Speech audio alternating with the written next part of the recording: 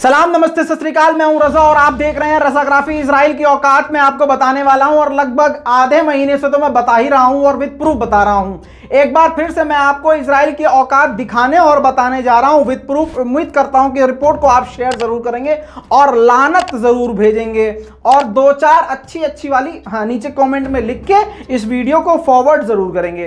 दोस्तों, मामला कुछ इस प्रकार है कि जब 11 दिन जबरदस्ती वाली जंग जब चल रही थी, उस दौरान आपको यह पता चला होगा और दिखाया भी था, मैंने रिपोर्ट भी किया था कि पूरी जो गाजा में मीडिया की जो बिल्डिंग है उसको उड़ा दिया था और मीडिया को कई बार, यानी तुर्की की मीडिया को टारगेट किया था, अल जजीरा की मीडिया को टारगेट किया था और बाद में उसने कहा था नहीं, ऐसा हमारा कोई रोल नहीं है, हम ऐसा कुछ नहीं करना चाहते, हमारा ऐसा कोई सीन नहीं है, हम मीडिया को और सिविलियंस को टारगेट नहीं करना चाहते। लेकिन ग्राउंड पे कुछ और था, यानी बिल्कुल भाजपा की तरह ग्राउंड पे कुछ और मीडिया में कुछ और। मीडिया में बोल रहे हैं भैया 400 लोग मरे हैं, लेकिन हकीकत में 4000 लोगों की लाशें जल रही हैं। ये दोनों दोस्तों इसी वजह से भाजपाई जो हैं वो उनको सपोर्ट कर रहे हैं। किसको?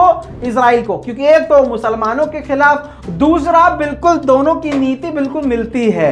दोस्तों, ये हकीकत है। इसीलिए आपसे कहता हूं कि मेरी रिपोर्ट को ध्यान से देखा करिए और समझा करिए। और मेरी रिपोर्ट के अंदर एक खबर नहीं होती जैसे दूसरे लोग करते हैं कि एक रिपोर्ट के अंदर एक ही खबर होती है। मेरी ये कोशिश होती है कि जल्दी एक ही रिपोर्ट में आपको सारा अपडेट दे दूं, ताकि एक ही रिपोर्ट में आपको फुल अपडेट मिल जाए। दोस्तों, आपको बता दूं कि कल शाम को, मतलब शाम को क्या, पूरा दिन ही वहां पर प्रोटेस्ट चल रहा था शेख जर्रा में।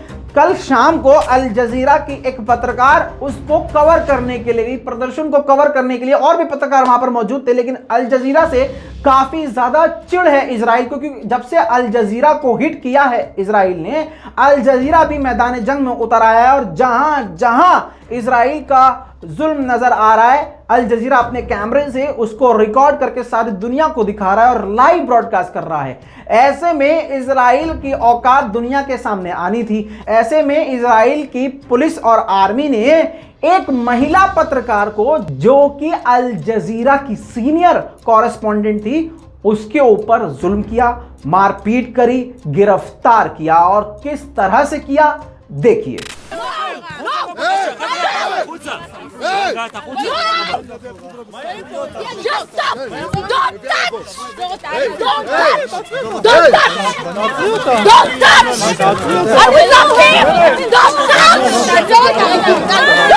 יאללה, אחורה.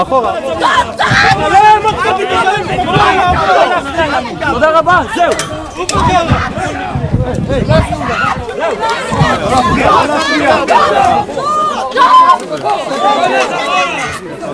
I told you! What are you doing? No!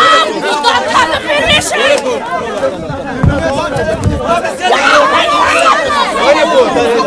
My hand!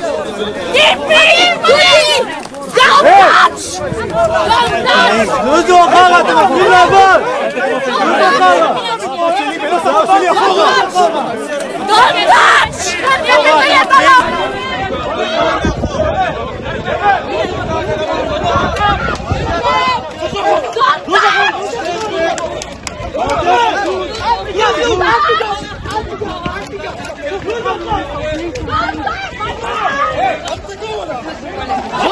בסדר. זהו, בוא, עצור. לך אחורה. צא אחורה עכשיו. יאללה, גם אתה. יאללה.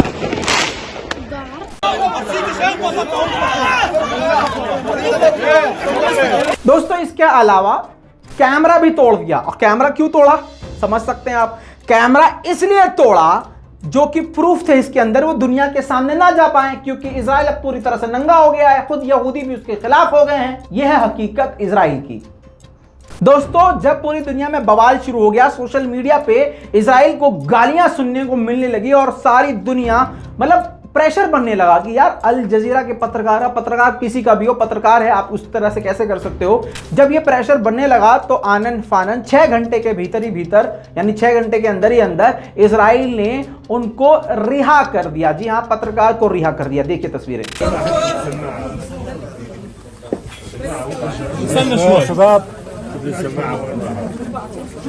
يا شباب اعطوني مجال. جبارة بتسمي حبيبتي جبارة. البيضة هاي جبارة هاي لوليد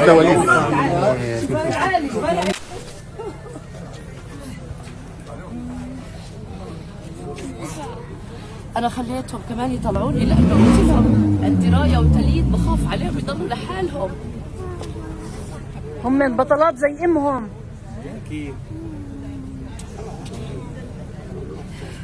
طب يلا افصلوا من البرد اوكي. يلا خلو يلا. दोस्तों इतना ही नहीं, जब ये रिहा हुई तो इन्होंने बताया कि इनके साथ जेल के अंदर मारपीट भी की गई और आप देख सकते हैं हाथ में फ्रैक्चर हुआ है, कई जगह चोटें आई हैं। तो आप समझ लीजिए कि एक पत्रकार के साथ, इंटरनेशनल पत्रकार के साथ ये किया जा सकता है, तो आम नागरिकों के साथ क्या क्या हो रहा होगा। दोस्तों अब इनकी स्टोरी यहां पर खत्म। अब अगली एक नई अपडेट जान लीजिए। इसीलिए कहता हूं आप पूरी रिपोर्ट देखा करिए, ये मत सोचा करिए ये खबर तो हमें पता चल गई है, क्या पता रजा भाई आपको कुछ अलग बता दें, इसलिए रिपोर्ट को भाई पूरा देख लिया करो। दोस्तों मोना अल कुर्द, इस लड़की को आपने कई बार देखा होगा 100%, क्योंकि ये एक बहुत बड़ी यंगेस्ट एक्टिविस्ट फिलिस्तीन की हो चुकी हैं और फिलिस्तीन का चेहरा बन चुकी हैं। फिलिस्तीन के लिए एकदम आप और हम क्या लड़ेंगे जैसे ये एकदम बिंदास लड़ती हैं, बेबाक बोलती हैं और इजराइल को खुल्लम खुल्ला सबूत और प्रूफ और फैक्ट के साथ जलील करती हैं। इन्होंने अपनी स्पीच के जरिए, अपने प्रोटेस्ट के जरिए, अपनी एक्टिविटी के जरिए इजराइल को पूरी तरह से इंटरनेशनल लेवल पर नंगा कर दिया, जिसके बाद से इजराइल बौखला गया और इजराइल ने क्या किया, इनको अरेस्ट कर लिया। मजे की बात यह है कि इतने डरपोक है इजराइल की पुलिस की घर ही में घुस जाती है, यानी घर से इनको अरेस्ट किया। देखिए तस्वीरें। حكيت معه تقلقيش منى. حكيت معه منى تقلقيش.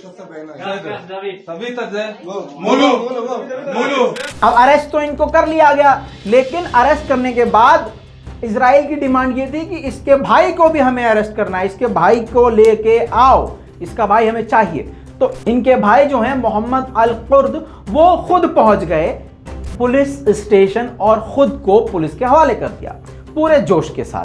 दोस्तों जब भाई ने भी खुद को अरेस्ट करवा दिया, वहां पर बोला कि ठीक है भाई कर लो हमें अरेस्ट। इसके बाद क्या हुआ, जब दोनों भाई बहन अंदर जेल में पहुंच चुके तो इसके बाद फिलिस्तीन के लोग थाने के बाहर इकट्ठा हो गए और प्रदर्शन शुरू हो गया।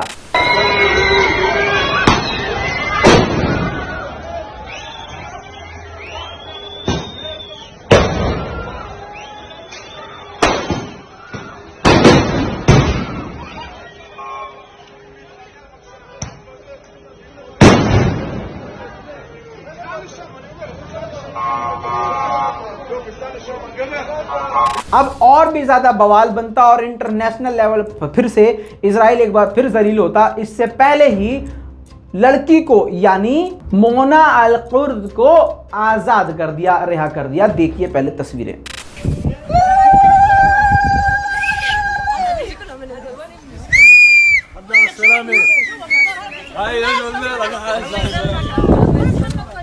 दोस्तों अब मैं आपको यह भी बता देता हूं इजराइल की तरफ से क्या चल रहा है, वो भी आपको बताना है। इजराइल ने जो चार्जेस लगाए थे मोना अल कुर्द पे, वो ये लगाए थे दंगों में शामिल होना, प्रोटेस्ट में, हिंसक प्रोटेस्ट में शामिल होना और सिक्योरिटी को खराब करना, मतलब माहौल को खराब करना। अब जाहिर सी बात है जब से इजराइल बना है और इजराइल का बनना ही माहौल खराब होना है, लेकिन इजराइल जो है इसी तरह के चार्जेस लगा के फिलिस्तीनियों को परेशान करता है। इस पूरी रिपोर्ट पर आपकी क्या राय है नीचे कमेंट जरूर कीजिएगा। जल्द लौटूंगा और भी बड़ी जानकारी, पुख्ता जानकारी विद प्रूफ के साथ। तब तक के लिए जय हिंद।